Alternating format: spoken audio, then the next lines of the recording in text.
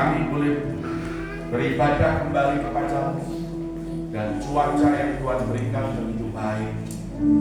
Terima kasih. Haleluya. Haleluya. Jiwaku merindukan-Mu, ya Bapa yang hidup. Jiwaku haus kepadamu, ya Bapa yang hidup. Ku bersyukur kepadamu, sumber pengharapanku, penolong, ya Bapa-Ku, tiada yang seperti-Mu. Ku bersyukur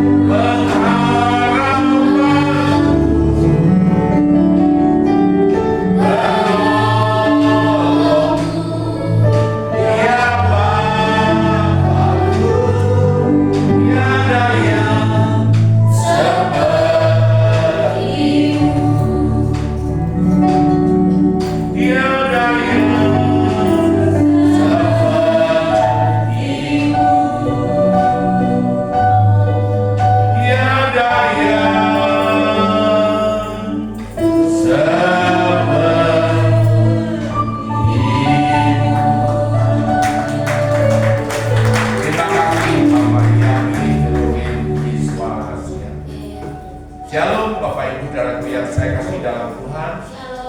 Kita akan melihat satu kebenaran firman Tuhan di dalam Mazmur pasal yang ke-42 ayat 1 sampai ayat yang ketiga.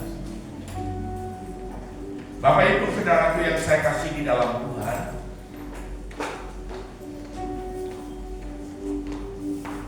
ada dua hal yang saya ingin sampaikan sesuai dengan pesan Tuhan di dalam ayat ini yang berbicara tentang rusa. Saudara dan saya ini diumpamakan seperti rusa yang rindu akan Tuhan, yang rindu akan Bapa Yahweh, yang rindu akan sungai daripada Tuhan, sungai daripada Bapa Yahweh. Kita, karena ini adalah satu anugerah, ini adalah satu kesempatan, ini adalah satu kemurahan, dan ini juga satu perkenanan Tuhan di hari-hari ini, di mana kita sebagai jemaat Tuhan itu harus mencari Tuhan. Amin. Seperti itu. Nah Bapak Ibu saudaraku yang saya kasih dalam Tuhan, mari. Karena firman Tuhan juga berkata, mendekatlah kepadaku, maka aku akan mendekat kepadamu. Kita lihat di dalam Mazmur pasal 42 ayat yang pertama sampai ayat yang ketiga. Saya undang untuk saudara berdiri, kita membacanya bersama-sama.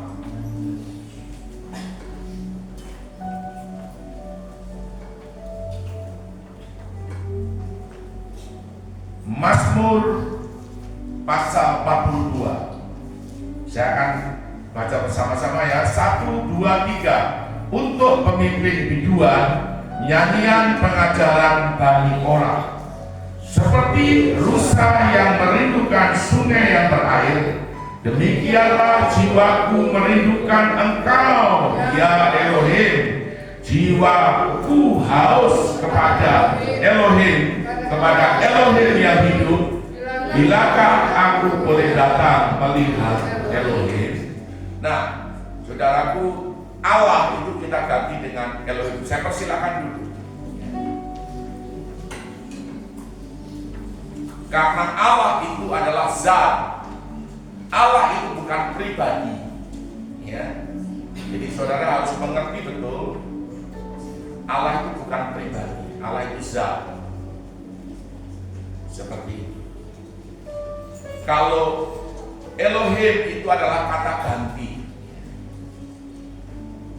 itu seperti dengan El Gibor, El Olam, El Ion, El Shaddai, seperti itu. Tetapi nama yang sesungguhnya adalah Yahweh. Kalau Yahweh itu adalah satu pribadi, itu nama. Kalau Allah itu bukan nama. Isra Sorul mengatakan itu hanya hakikat, seperti itu. Nah, saudara, itu yang saudara harus pahami dan saudara harus tahu. Mengapa ini saya ulang-ulang? Karena memang kalau saudara pergi ke Israel nanti saudara berdoa menggunakan kata Allah itu orang akan komplain, ya. Terutama kalau berdoa di tembok ratapan, seperti itu. Ya, seperti ada kesaksian dari Pendeta Julius Caviar pada waktu dia berdoa dengan suara nyaring di tembok ratapan. Sebelah orang Yahudi, sebelahnya, kanannya, kirinya orang Yahudi, dan dia berkata, no Allah, no Allah. Seperti itu. Dia bingung. Akhirnya dia tahu bahwa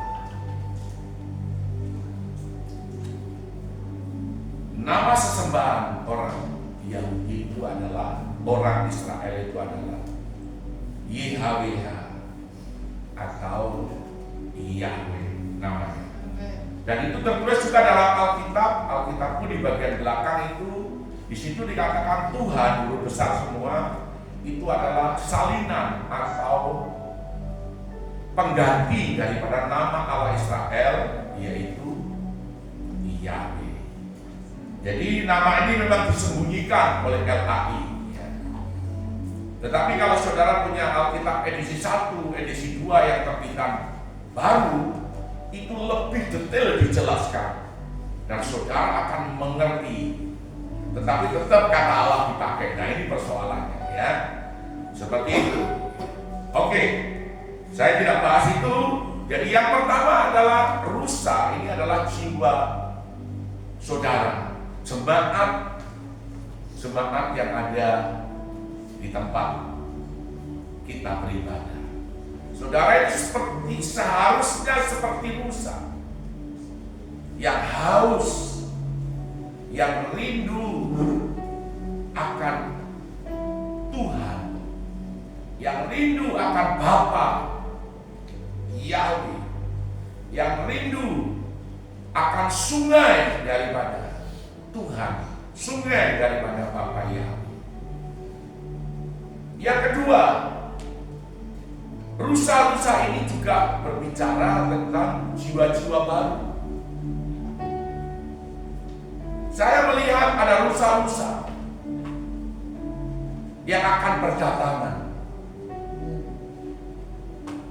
Nah, saudara, ini adalah jiwa-jiwa baru. Mereka ada yang mau belok ke sini, tapi mereka ragu-ragu. Nah, saudara, peranan penting adalah jemaat. Dimana kalau ada jiwa baru itu disalami, ditanya alamatnya di mana. Kalau dia pemuda-pemudi, minta nomor HP-nya. Lalu kalau mereka belum beribadah di gereja, diajak untuk beribadah. Memang saudara harus setia, memang saudara harus rajin, harus jadi teladan. Nah, saudara, program yang kita sudah ikuti yaitu Parenting Project. Saudara, Parenting Project ini dibuat dengan dana puluhan miliar. Termasuk Superbook itu juga sama, itu juga puluhan miliar. Karena ada 50 film Superbook yang menceritakan tentang Alkitab. Nah, saudara, pemuritan keluarga yang ada di Parenting Project itu sangat penting sekali. Sangat penting. Karena itu akan menolong hidup kita. Saya sebagai hamba Tuhan yang sudah mulai bertobat tahun 1991 sampai hari ini, berarti sudah berapa tahun? 34 tahun. Saya belum pernah mendengar pengajaran tentang pemuritan keluarga seperti yang ada dalam Parenting Project. Apalagi kalau single parent, orang tua yang hanya perempuan saja, yang berfungsi sebagai mama dan berfungsi sebagai papa. Saudara harus ikut ini, karena dia akan menolong. Lalu mama saja yang beribadah, papanya tidak mau beribadah. Saudara harus ikut supaya saudara kuat. Tidak jarang melalui Parenting Project ini orang tua itu bisa menangis. Mengapa? Karena caranya Parenting Project ini, bagaimana Parenting Project ini, pemuritan keluarga ini dilakukan, itu benar-benar menyentuh, itu benar-benar menjamah setiap keluarga. Mereka juga menginginkan untuk setiap keluarga itu haus, untuk setiap keluarga itu lapar akan Tuhan. Dan kita diberi satu cara, diberi satu metode untuk bagaimana keluarga kita itu bisa menjadi keluarga yang berhasil dan sukses. Anak-anak kita, ternyata sekolah Alkitab juga bukan merupakan jaminan untuk orang itu tidak jatuh dalam dosa.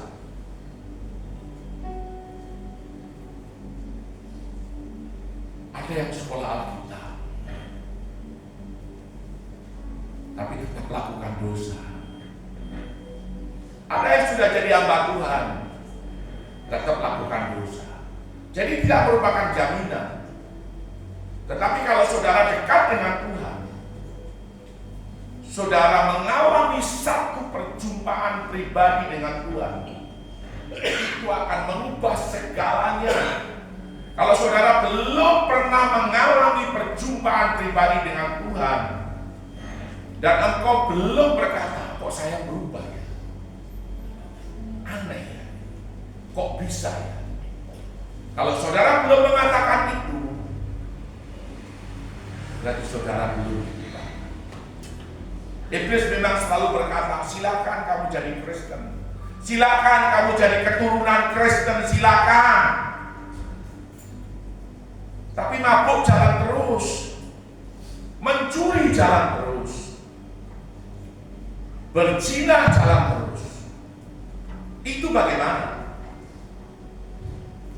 Sebenarnya kalau kita melihat dan kita harus menyadari akan hal ini, di penjara itu isinya anak-anak muda.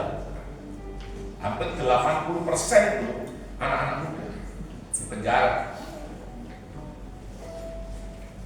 Jarang sekali yang namanya Abdullah, Abidin, itu jarang. Pasti namanya itu Matius, Markus, Yohanes, Filipus, Titus. Jarang sekali yang namanya Abidin kah, Abdullah kah, atau Nyoman kah. Sebenarnya ini satu kegagalan gereja. Tetapi memang ini satu perkara yang sangat komplikasi. Mengapa? Karena di Kabupaten Biak Numfor ini tidak ada lapangan pekerjaan. Ada, tapi baru sedikit. Masih sangat kurang. Kalau dulu ada Biak Minajaya, dulu ada PT Wapoka Mutiara Timber, Biak Minajaya bisa menyerap sekitar 2.000 sampai 3.000. Demikian juga PT Wapoka itu sekitar 3.000 orang. Saudara bisa membayar. Angkatan-angkatan kerja bisa bekerja. Sementara dalam perjalanan Biak bukan malah maju, tapi malah terpuruk. Makanya tugas kita juga berdoa. Serba salah memang. Bahkan orang yang dari dalam penjara pun bisa keluar dan bisa mencuri. Baru-baru ini baru ada kasus. Mereka pikir sudah baik-baik sehingga diizinkan untuk bisa cuci mobil, cuci motor, apa semua. Tetapi ternyata keluar dan dia mencuri lagi. Dan polisi ada tangkap mereka. Dan inilah keadaan, ya, keadaan yang terjadi. Saya bilang ini juga dari pendeta yang cerita. Karena orang itu ada yang dicuri itu persis di belakang rumahnya. Nah, saudara, saya melihat ini semua. Tidak ada pilihan. Kesulitan sudah di depan mata. Krisis di dunia ini akan terjadi. Hanya kalau saudara punya kerinduan, punya kehausan dan kelaparan akan Tuhan,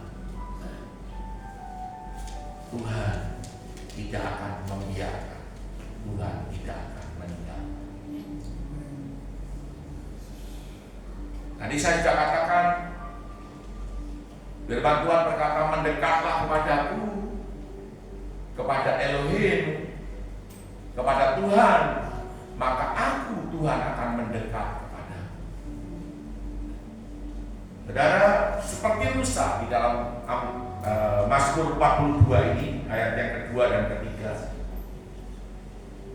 yang merindukan sungai yang berair, demikianlah jiwaku merindukan Engkau, ya Bapa. Elohim, jiwaku haus kepadamu, kepada Bapa yang hidup. Baiklah, aku datang menjumpai Elohim ya. Jadi saudara datang ke gereja ini bukan karena merupakan satu rutinitas.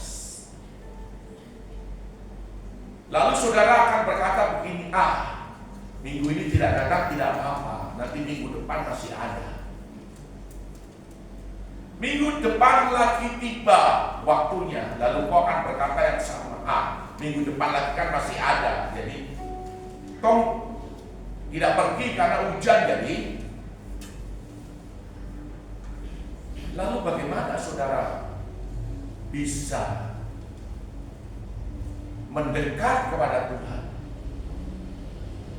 Nanti di rumah sudah tidak pernah ada pujian, di rumah sudah tidak pernah ada doa, di rumah sudah tidak pernah ada baca renungan, baca firman dan lain sebagainya. Nah, ini kan persoalan. Sementara Tuhan rindu untuk kita ini seperti rusa yang haus dan lapar. Amin. Nah, saudaraku yang saya kasih dalam Tuhan, sekali lagi bahwa pilihan kita itu tidak ada.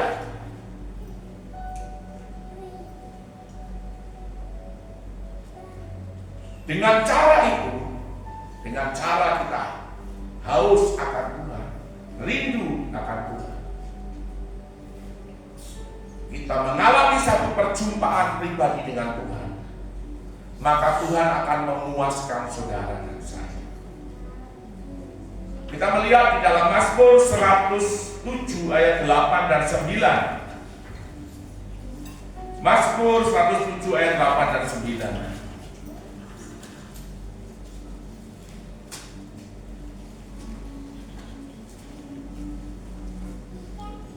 Mazmur 107 ayat 8 dan 9.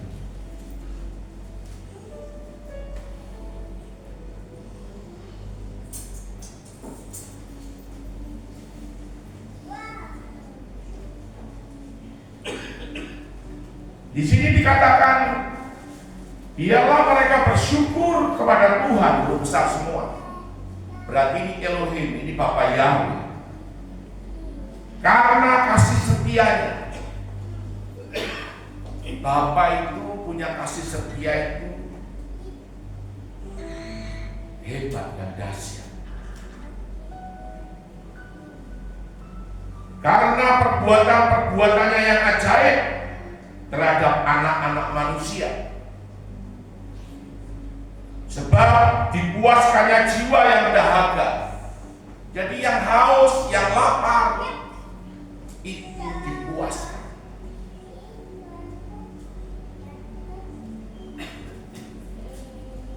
Karena jiwa inilah yang mempengaruhi pikiran kita, yang berkorelasi langsung dengan pikiran kita. Kalau jiwa kita tidak mengalami gundah gulana, kacaulah pikiran kita juga. Serangan kekhawatiran, serangan ketakutan, serangan masa depan nanti seperti apa. Kita tidak berani berkata masa depanku ada di dalam Tuhan.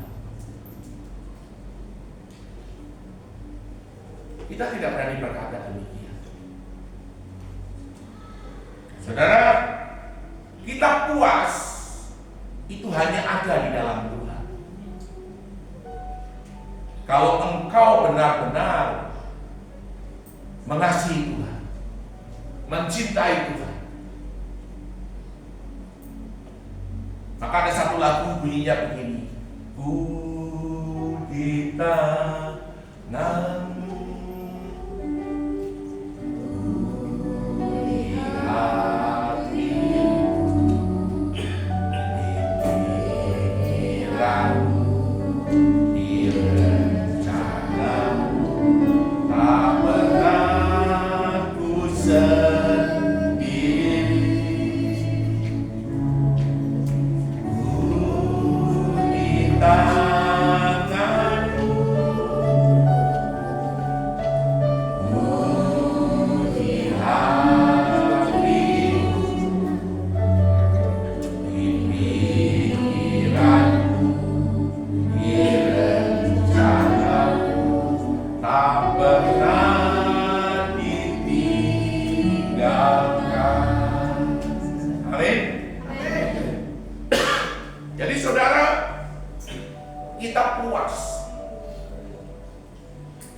tidur nyenyak. Karena Tuhan yang membuat semuanya itu. Semua kesulitan, semua persoalan yang kita hadapi, kita mempunyai satu ketenangan untuk kita menghadapinya, untuk kita bisa memilah-milah setiap masalah. Mana yang harus kita pikirkan, mana yang tidak, mana yang harus kita bertindak, bergerak atau tidak. Itu Tuhan ada bersama dengan saudara. Hikmatnya akan bekerja, rohnya yaitu Roh Kudus akan menolong dan menuntun setiap saudara. Saudara tidak dibiarkan, amin. Saudara tidak ditinggal, saudara tidak sendirian, tetapi saudara ada dan bersama dengan Tuhan. Kalau kita rindu dan haus, kalau kita mengasihi Tuhan,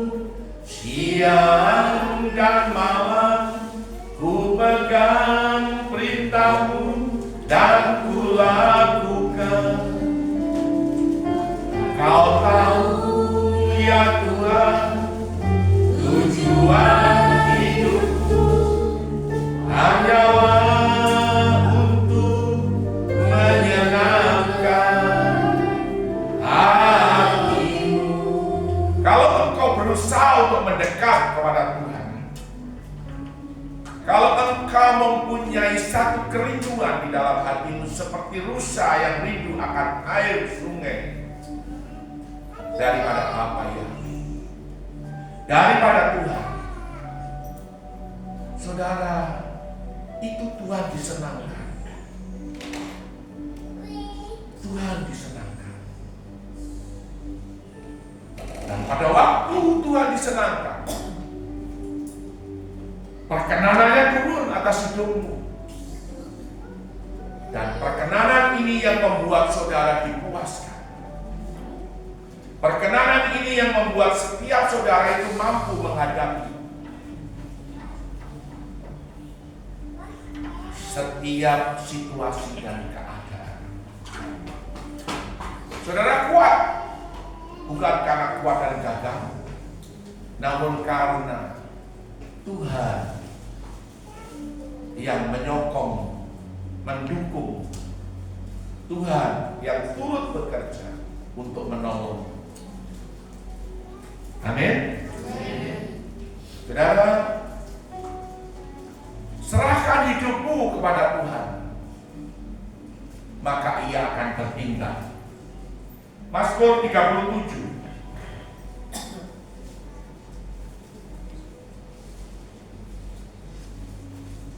Mazmur 37 ayat yang kelima kalau tidak salah ya.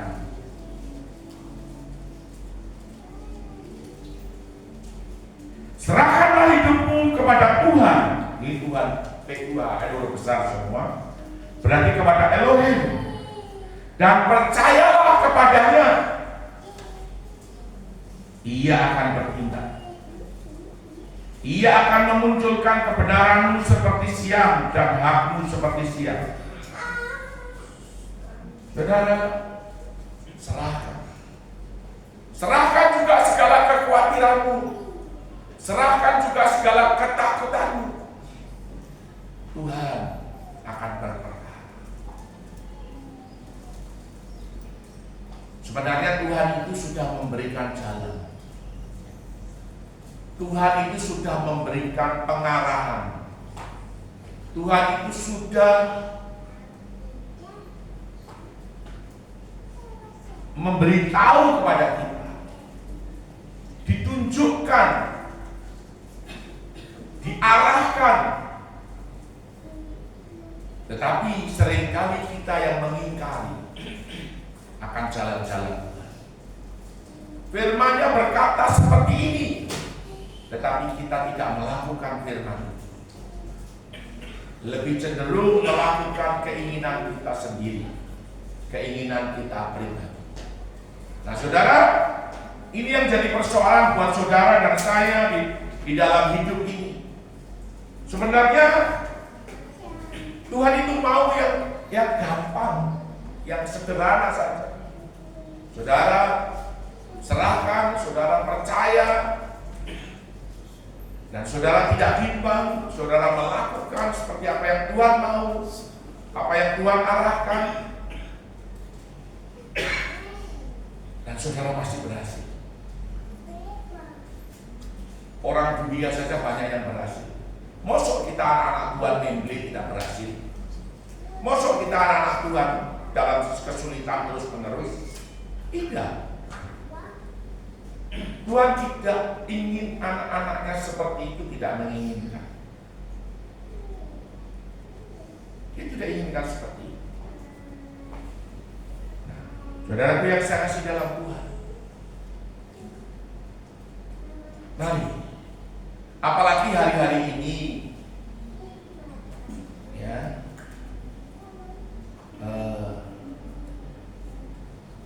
lagi heboh bahwa Tuhan itu akan datang tanggal 23 September atau 24 September. Berapa hari ke depan ini? Sekarang tanggal berapa? 1. Berarti 2 hari lagi. Nah, kalau memang benar-benar Tuhan datang, apakah saudara siap? Pertanyaannya kan begitu.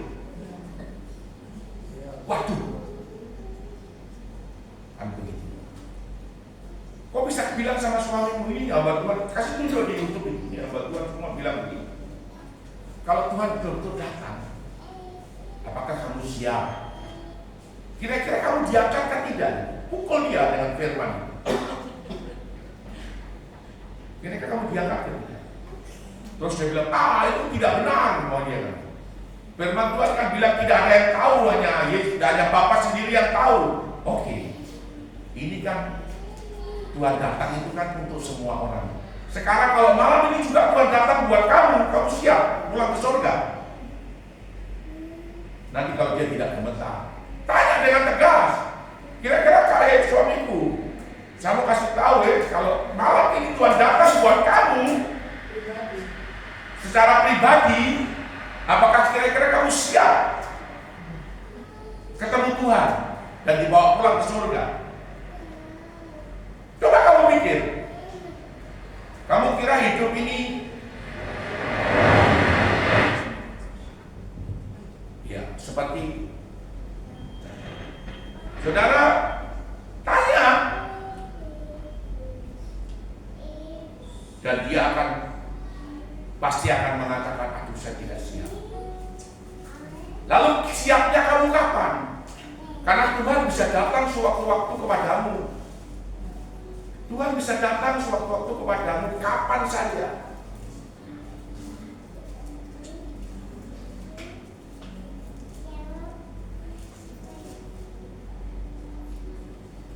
Kamu kasih tahu, Bapak Gembala bilang, Bapak Gembala itu sudah rindu untuk kamu beribadah.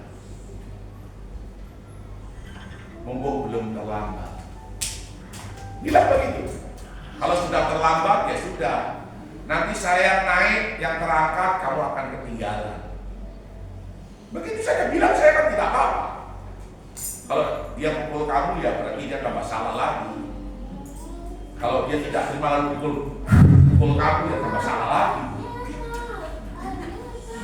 Istri-istri, sampaikan saja.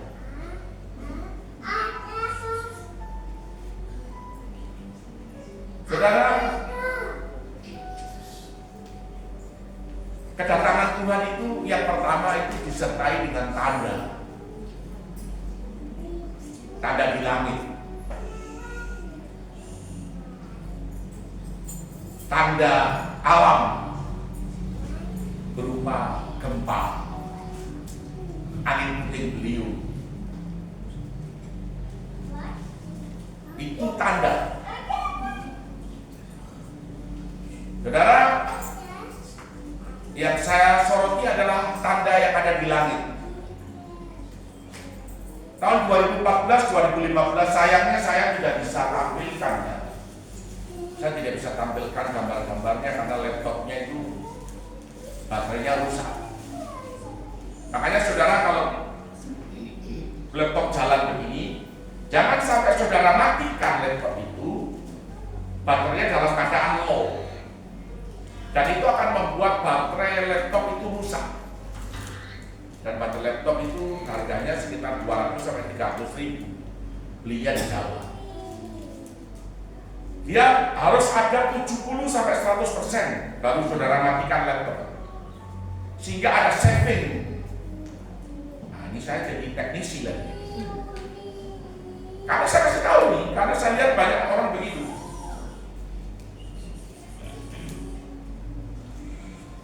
Nanti kalau kau harus beli baterai lagi, ya sudah, kita repot.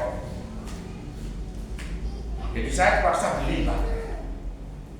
Sudah casnya rusak kemarin, sudah diperbaiki, tapi saya juga beli casnya juga. Jadi seperti itu saudara. Yang pertama tanda di langit. Digambar di PowerPoint saya itu ada tanggal 23 September tahun 2017. Itu hamba Tuhan juga heboh. Tuhan datang. Yesus akan datang. Itu adalah hari raya peniupan nafiri. Hari raya peniupan nafiri. Atau Rosh Hashanah. Atau Yom Teruah. Itu trompet.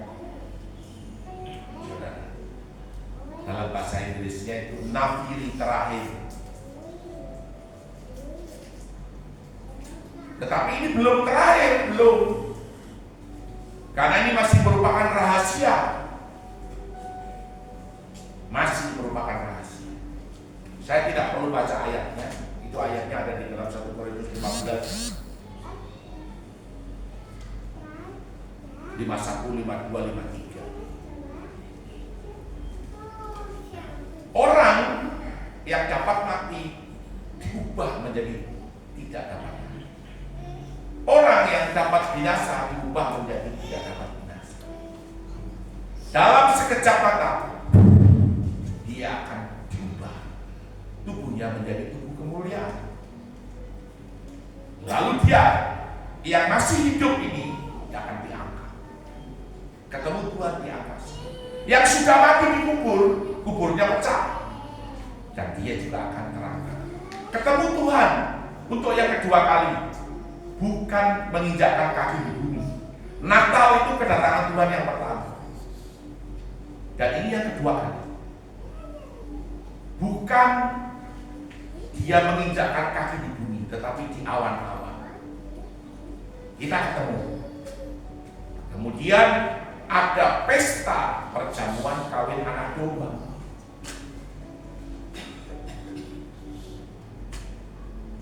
Nah, kalau kita tidak diangkat bagaimana?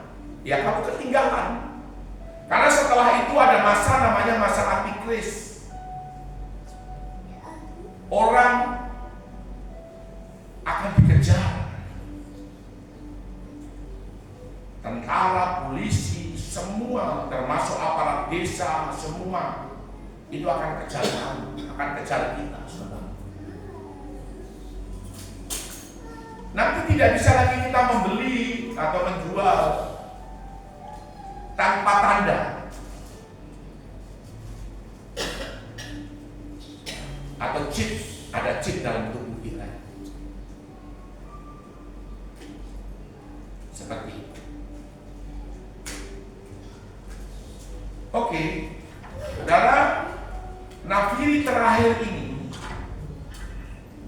itu memang tepat pada hari raya trompet, hari raya peniupan nafiri atau Yom Teruah atau Rosh Hashanah. Itu tanggal 1 Tisri, itu adalah tahun baru Israel. Nah, setelah itu ada namanya nanti hari raya pendamaian atau the Day of Atonement, dikenal dengan nama Yom Kippur. Ini orang tidak bisa kerja.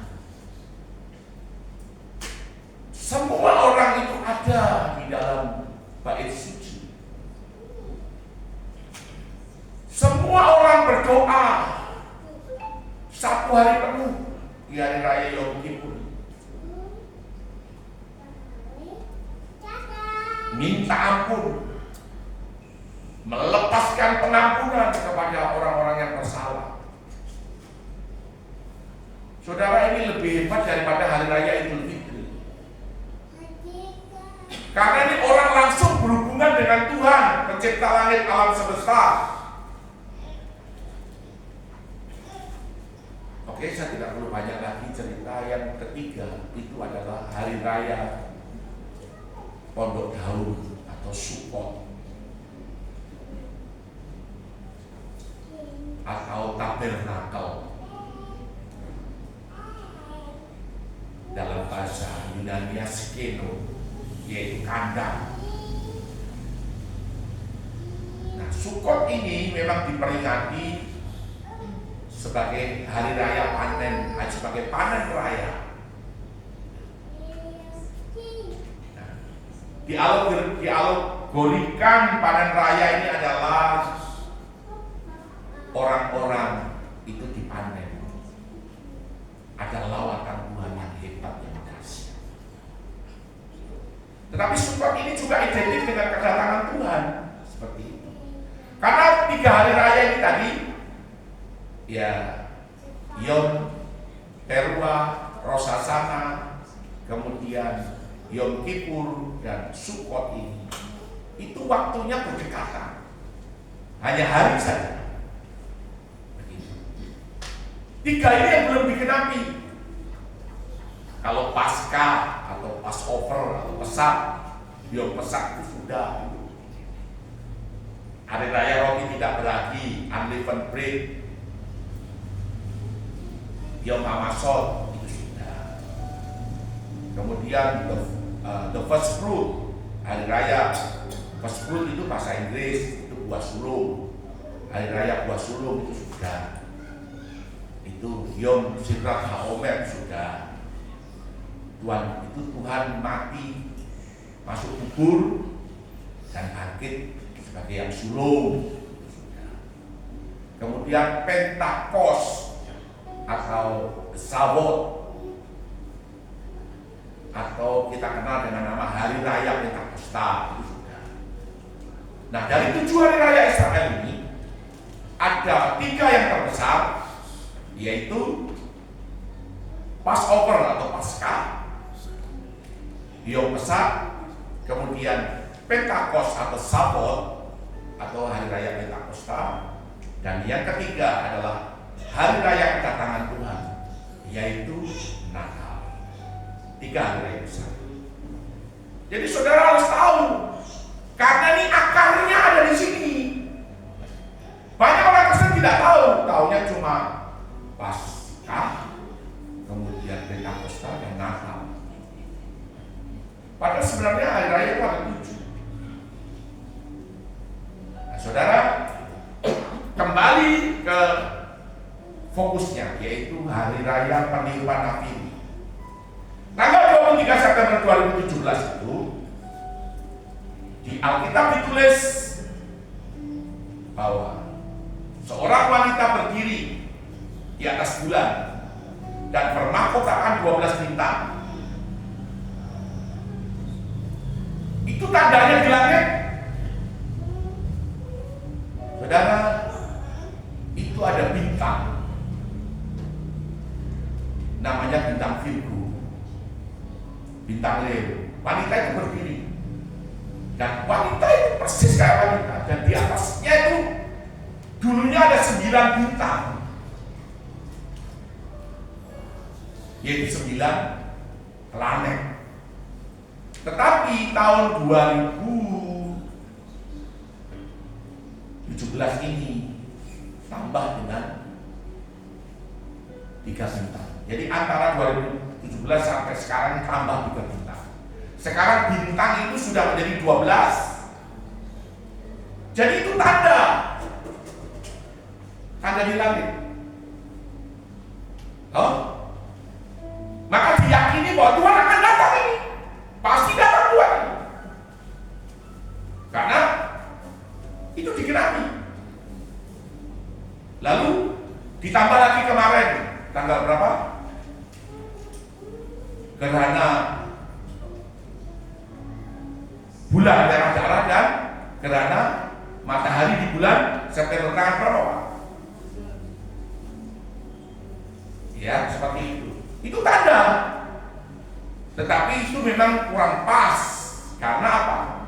Tanda yang paling pas itu ada di 2014. Itu gerhana bulan terjadi di hari raya Passover, Paskah. Dan gerhana yang berikut itu terjadi di hari raya Sukkot, tepat itu di Israel sana. Di tengah-tengahnya itu ada gerhana matahari total, matahari gelap gulita, dan bulan merah darah. 2015 sama. Pada hari raya Paskah itu ada gerhana bulan merah darah.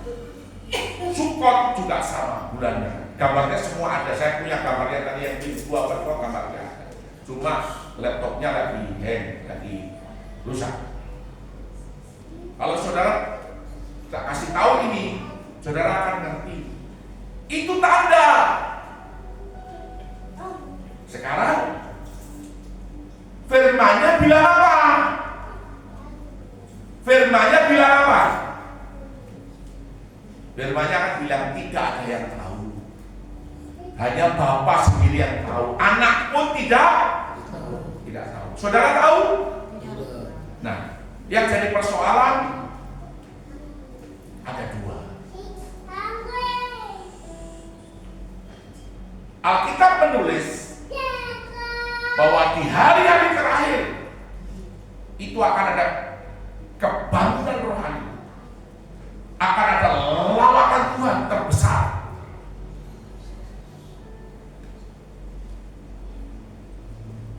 Dari utara 7 jemaat di Asia Kecil. Apa itu?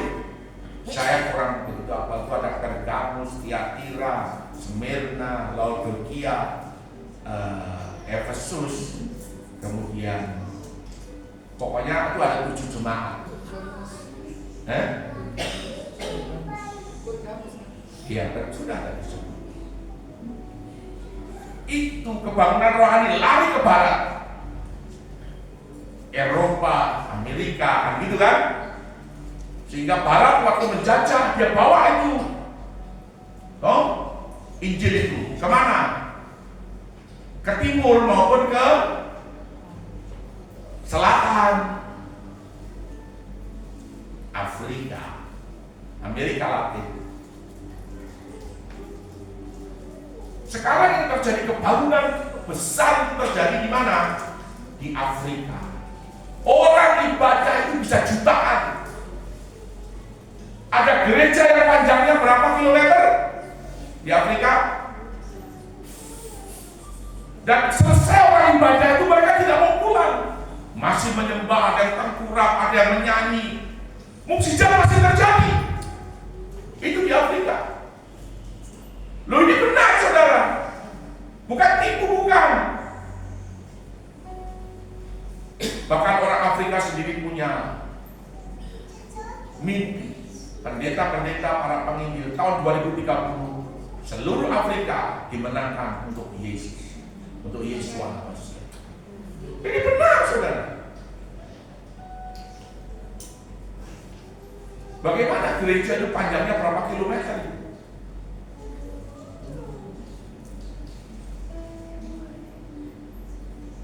Di Nigeria. Nah sekarang timur bagaimana? Timur Indonesia, lalu kemudian Malaysia, Thailand, Cina, kemudian Filipina, itu bagaimana? Kepulauan-kepulauan itu bagaimana? Timur bagaimana? Belum. Timur belum ada kebangunan. Kita masih berdoa untuk orang mati, orang masih belum bangkit. Loh, di Afrika ini orang berdoa untuk orang mati, orang bangkit, saudara. Ini benar. Gereja itu punya kuasa itu powerful, benar-benar powerful. Kuasa itu dahsyat, hebat, itu nyata. Benar. Bagaimana dengan timur? Myanmar,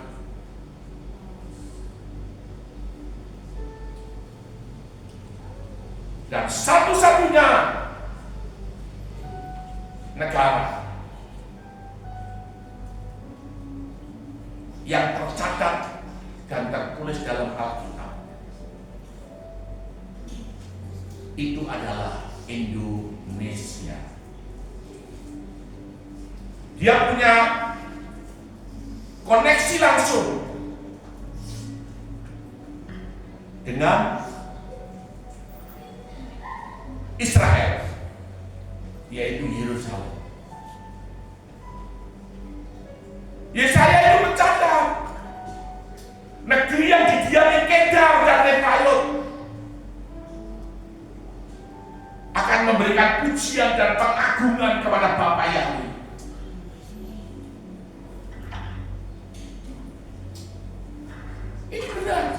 Dan itu negeri yang pantai pesisirnya terpanjang di dunia. Itu hanya ada di Indonesia.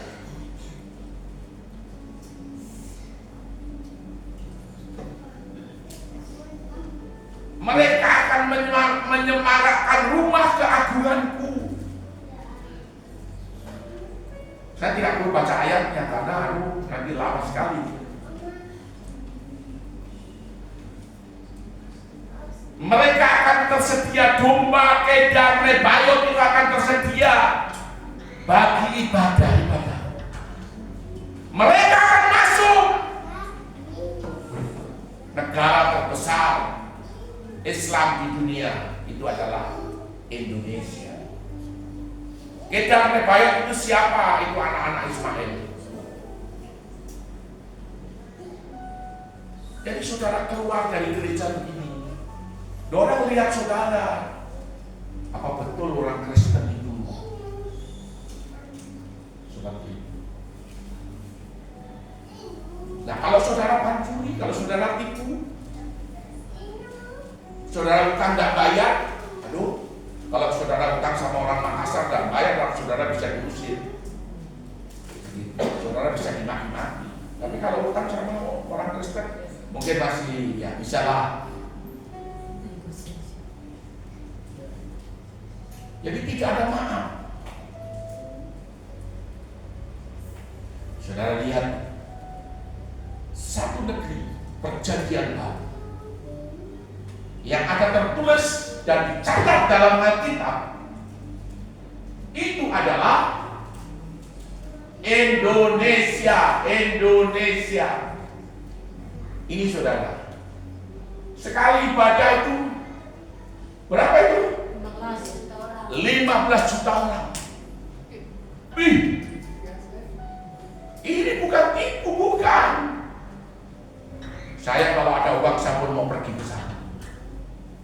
Tunggu, saya pasti punya uang.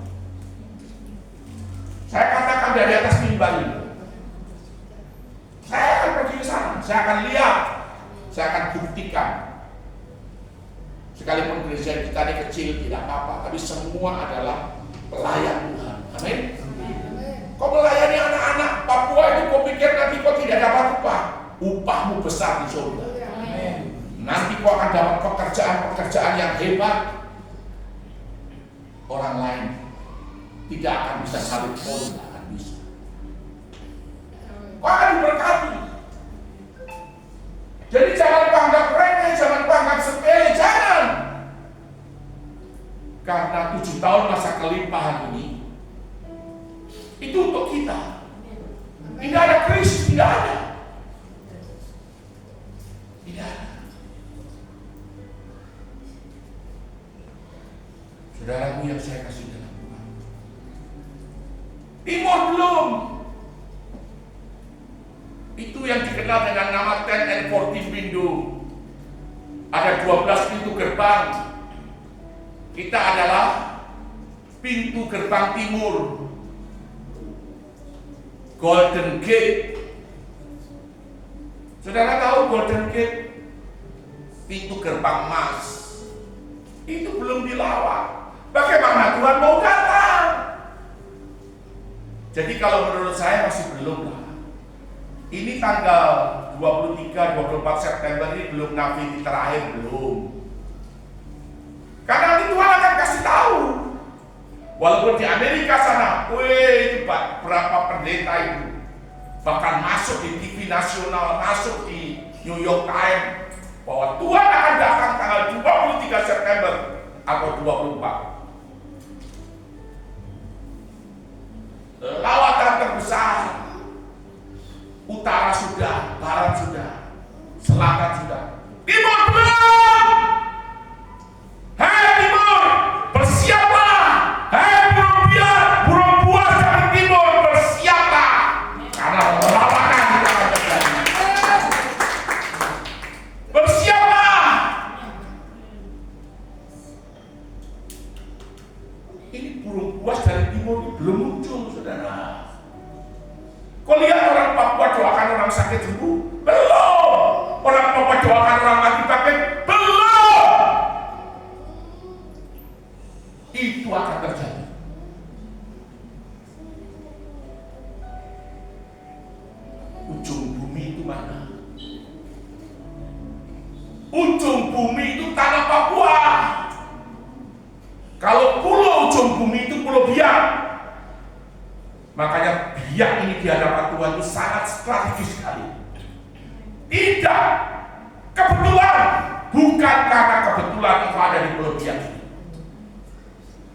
Tuhan punya rancangan yang besar untuk pulau ini.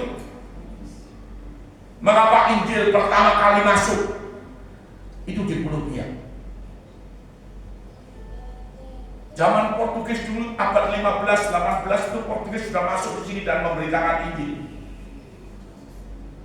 Sebenarnya Otto dan Gessler itu juga sebenarnya tujuannya dia adalah Pulau Biak. Dia pernah mendarat di Karnindi, tetapi ditolak oleh Mambri Wongsiwor, ditolak oleh Mambri Merino dan para kepala suku. Mereka siap untuk perang kalau Otto Gessler dengan timnya turun, sehingga mereka mendarat di Pulau Nusombeba dan mengebaskan kaki di Pulau Nusombeba itu, menjejakkan kaki di sana. Saudara lihat bekas kakinya masih ada. Jadi sebenarnya Otto dan Gessler tidak turun di Mount Sinai, tetapi dia turun di Pulau Biak ini. Tapi kamu orang-orang Biak tolak dia. Ini benar, saudara. Tetapi kemarin tanggal 4 Februari tahun 2024, kami para hamba-hamba Tuhan sudah berdoa bersama dengan Mambri Wongsiwor, yaitu Dr. Daniel Wongsiwor, dekan daripada Universitas Cendrawasih. Dia juga sebagai wakil ketua. Sebagai Mananuel Biak Barat, yaitu Wongsiwor. Kemudian Mambri Merino, saya tidak tahu Marino siapa kemarin, lupa, cuma marga yang Merino. Dan berapa suku-suku semua minta ampun kepada Tuhan. Itu yang pertama. Dan kami berdoa profetik. Semua mereka lihat ini ada Paulus, ada Yosafat, mereka lihat ada tangan di atas, ada tangan, dan itu kuasa Tuhan turun. Cuma harusnya pemerintah Kabupaten Biak Numfor bisa menangkap ini, dijadikan objek wisata rohani, menambah penghasilan gereja, kan begitu kan? Menjadi daya tarik wisatawan rohani.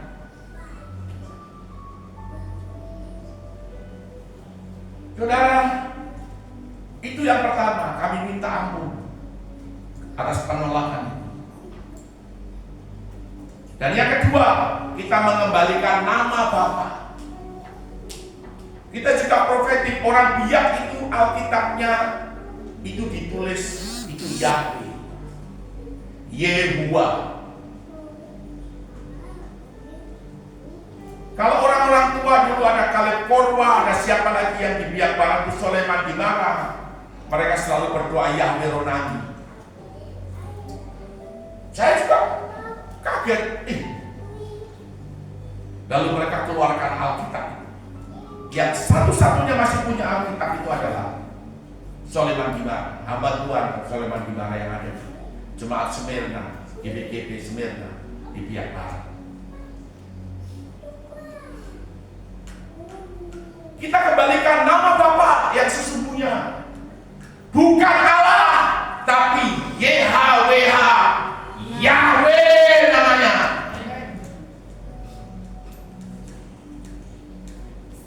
Kita kembalikan. Itu adalah nama sesembahan orang Biak, bukan nama-nama.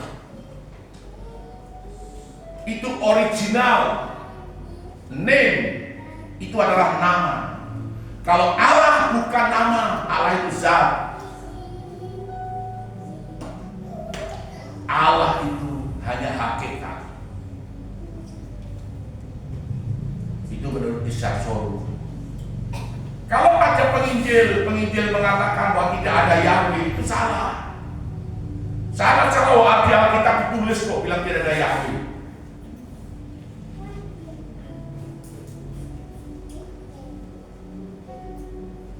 Saya tidak mau kontradiksi di dalam khotbah ini, karena kalau khotbah didengar orang nanti kurang baik. Biarlah sudah, orang tahu sendirilah siapa yang mengatakan. Tidak ada Yahudi. Siapa juga yang mengatakan orang dibaptis itu tidak usah di dalam nama Yesus? Loh, kan Alkitab juga menulis bahwa engkau melakukan segala sesuatu itu harus di dalam nama Yesus. Sebab itu iman. Iman loh. Jadi kalau tidak di dalam nama Tuhan Yesus, dalam nama Tuhan Yesua, itu tidak sah. Mereka hanya bilang cukup dengan nama Bapa, Anak, dan Roh Kudus. Saya beritahu, saya ada bukunya Mukendi, bebas dari iblis, bebas dari jerat maut iblis. Di sana dikatakan orang di Afrika zaman dulu, mereka juga berkata di dalam nama Bapa, Anak, dan Roh Kudus. Roh Kudus itu Roh Suci. Itu seperti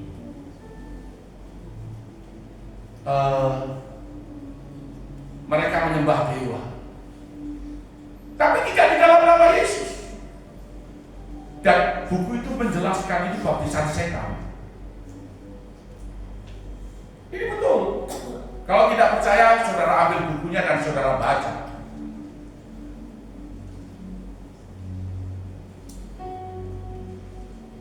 Kalau orang komplain saya, kamu baca bukunya, itu ada bukunya. Saya ada masuk punya 2 itu, kalau tidak ada orang ambil. Jadi hati-hati. Orang semakin pintar itu jadi tolol juga. Jadi saudaraku, itu yang saya sampaikan itu, orang semakin pintar itu seperti itu. Terus di sisi lain juga mungkin orang itu mau mau subscriber, mau pengikutnya itu banyak, follower itu banyak. Jadi dong bikin acara-acara itu memang kadang-kadang tulisan-tulisan itu bikin kita orang ini juga aneh-aneh sekali begitu. Tapi itu menarik orang untuk orang buka dan dia jadi pengikutnya, jadi followernya. Sampai di mana tadi? 7 hari raya Israel, oke sudah. Oke. Yang kedua, jadi yang pertama itu adalah lawatan belum terjadi. Yang kedua, saudara tahu Tuhan belum datang itu kenapa? Orang yang ditetapkan untuk masuk surga itu masih kurang. Roma 11 ayat 25. Roma 11 ayat 25. Kalau saya tidak salah untuk komputer saya ini.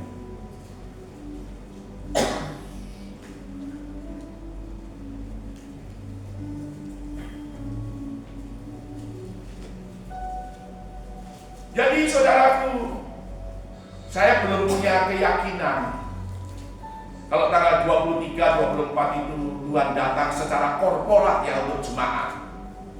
Tetapi kalau untuk pribadi saya tidak tahu. Mungkin saja kita bisa dipanggil tanggal 23, 24 ini kita dipanggil pulang. Siapa yang tahu?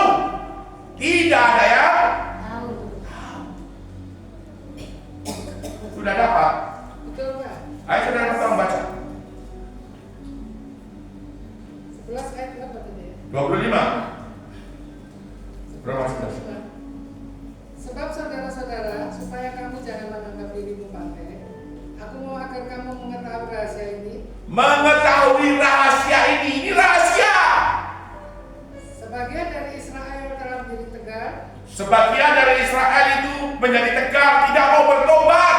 Sampai jumlah yang penuh dari bangsa-bangsa lain telah masuk. Sampai jumlah yang penuh dari siapa? Dari mana?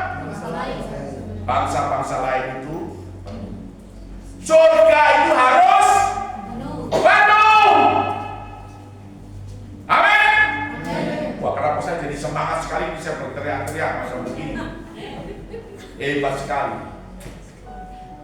Surga itu harus penuh. Dan saudara harus yakin pasti masuk surga. Amin.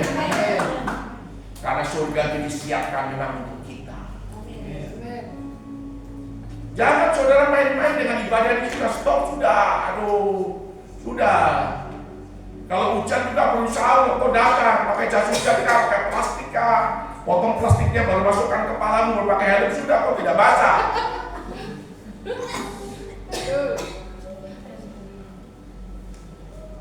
Jangan kau bilang biar hujan sudah, kau nggak usah ibadah.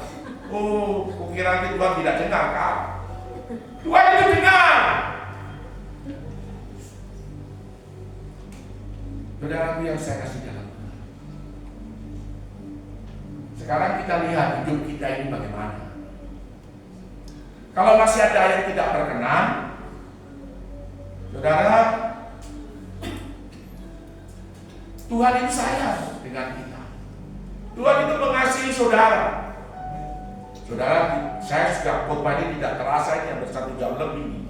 Saya minta 5 menit lagi saja. Aduh, coba kau tolong baca dulu Wahyu pasal 3 ayat 19 dan 20.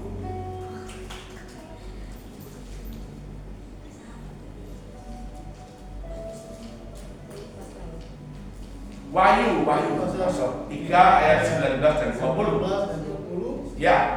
Karena firman Tuhan, barang siapa kukasihi ia kutegur. Barang siapa kukasihi ia kutegur Dan kuhajar. dan kuhajar.